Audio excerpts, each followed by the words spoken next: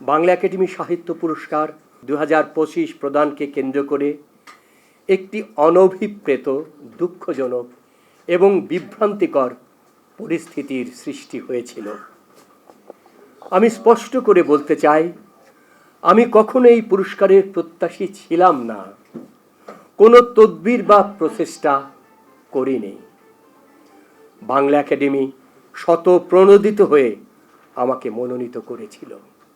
পুরস্কারের তালিকায় আমার নাম ঘোষিত হওয়ার সঙ্গে সঙ্গে একটি সুসংগঠিত অপপ্রচার শুরু হয়।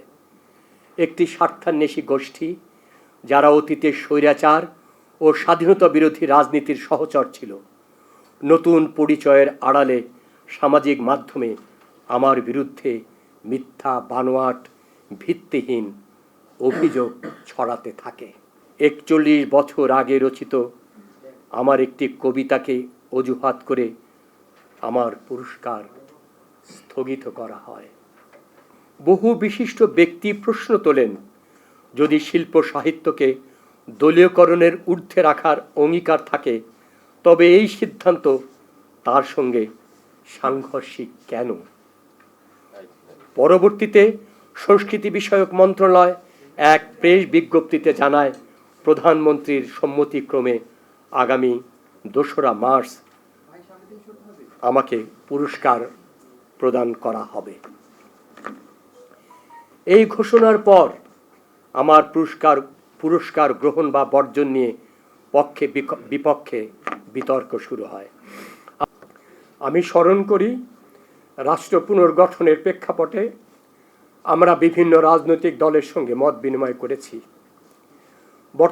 বর্তমান প্রধানমন্ত্রী জনাব তারেক রহমানের সঙ্গেও 2 দফা আলোচনা হয়েছে। আমরা স্পষ্ট বলেছিলাম, আমাদের চাওয়া একটাই, কলমের স্বাধীনতা, কথা বলার স্বাধীনতা। তিনি বলেছিলেন, ভালো কাজে উৎসাহ দেবেন, ভুল করলে সমালোচনা করবেন। আমি সেই প্রতিশ্রুতির প্রতি আস্থা রেখে পুরস্কার গ্রহণের সিদ্ধান্ত নিয়েছি।